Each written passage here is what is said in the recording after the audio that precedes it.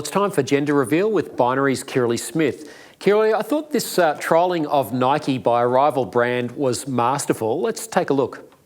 Dear Nike. Dear Nike. Dear Nike. Why won't you stand up for me? Why won't you stand up for me? Why won't you? Why do you claim to support women and girls? Yet when we need you most, you remain silent. Today, males are claiming our identity. Our sports. Our spaces. Men and boys are stealing opportunities, medals, trophies, and our future. It is not fair or just. In fact, it's often dangerous. Yet you refuse to use your platform to stand up. You say you're for social justice and progress. So why do you allow men's rights to come before ours? See, with a big platform comes an even bigger responsibility. You have a chance to do the right thing, not just do the easy thing. So we're asking you, Nike. So we're asking you, Nike. So we're asking you, Nike. As the biggest voice in all of sports. Will you stand up for me? Will you stand up for me? Will you stand up for me? Will you stand up for me? Will you? Will you? Will you just do it?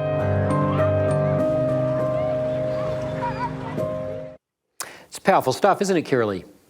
Yeah, utterly brilliant, to the point, and unarguable. Like, it's just a really clear, simple message that women and girls need major corporations and governments, mind you, to stand up for us. We are the more vulnerable in society. We have been, had a much harder time with our sex-based rights, and I think it's absolutely brilliant that this organisation is putting Nike on the spot and asking them why won't they stand up for women and girls. They all of them spruik that they are for women, but when push comes to shove, they're not for women at all, and they will erase us for the sake of men who wish that they were women. Yeah, more of this sort of creative. It's a shame that Chris Minns, the New South Wales Premier, couldn't see that, because this is a huge week in New South Wales politics, with the state the latest to allow so-called gender self-ID laws, and Premier Chris Minns has thrown his support behind it. He's told the Sydney Morning Herald last week, quote,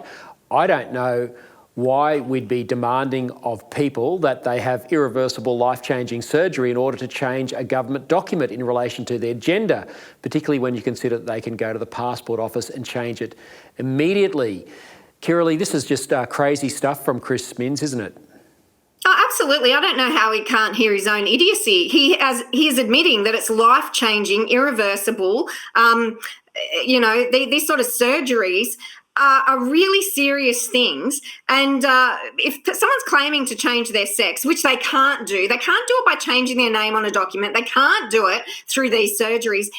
In fact, they can't do it full stop, yet the government wants to throw their full support by allowing males to self-identify in female spaces and vice versa. However, females are not a threat to men in those spaces.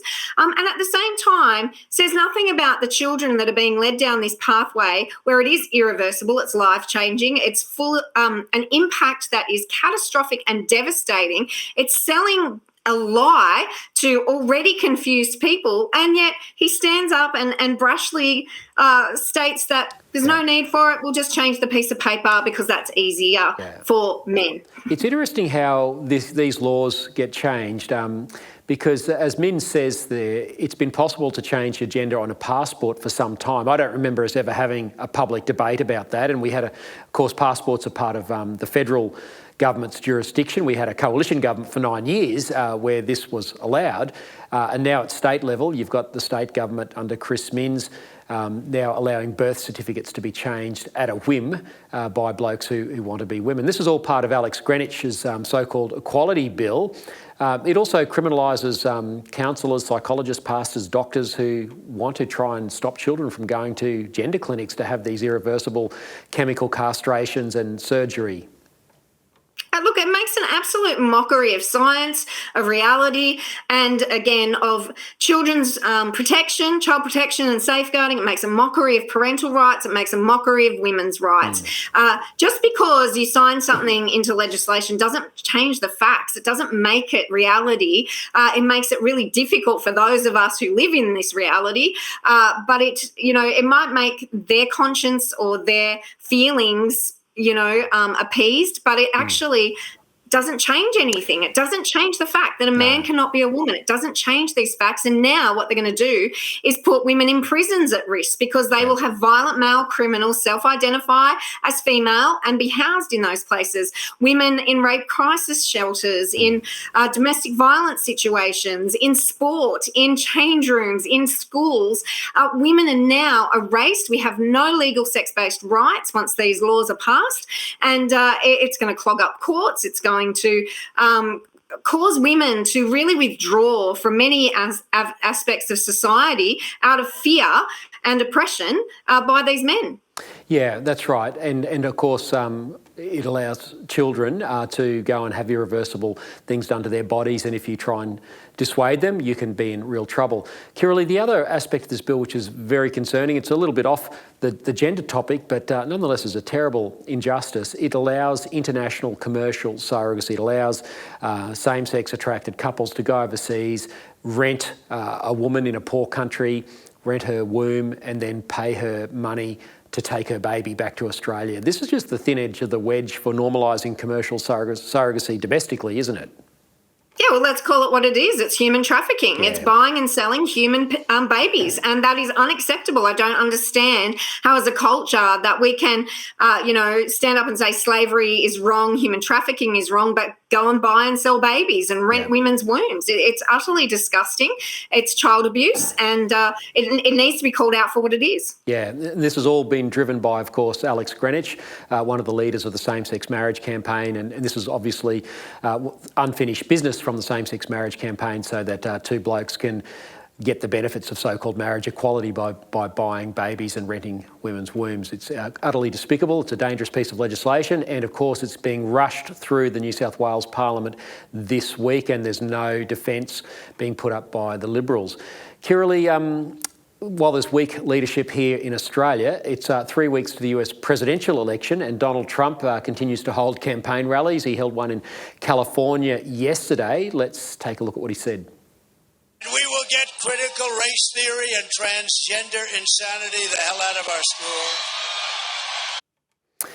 Kirralie, why can't Peter Dutton or Anthony Albanese or Chris Minns or any other state premier say what Donald Trump just said? Oh, because they're gutless wonders.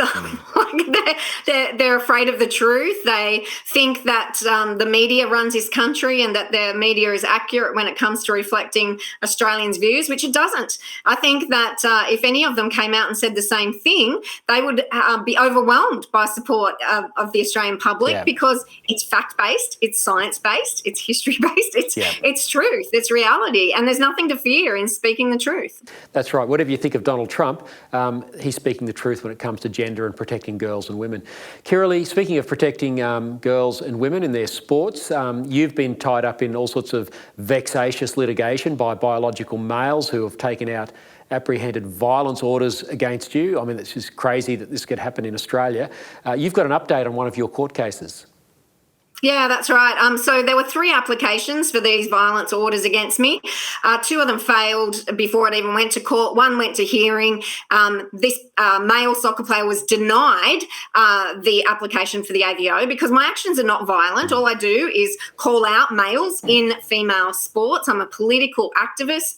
I'm protected, by the implied freedom of political speech in our constitution. And yet he's now made an appeal. And now that will go to hearing this Friday in a Sydney local court. And it's really disappointing, Lyle, that they're going to such lengths and efforts to silence the truth, to silence criticism, and to silence debate on these bad policies that are bad for women. Yeah. Well, Kirralie, we admire your persistence and the fact that you're willing to put yourself through this. We just need some strong politicians to change these laws to stop this sort of litigation against good people who are exercising what we all thought was a fundamental human right in Australia, and that is free speech. Kirralie Smith, thanks so much for your time. We'll look forward to chatting again next week. Thanks, Lyle.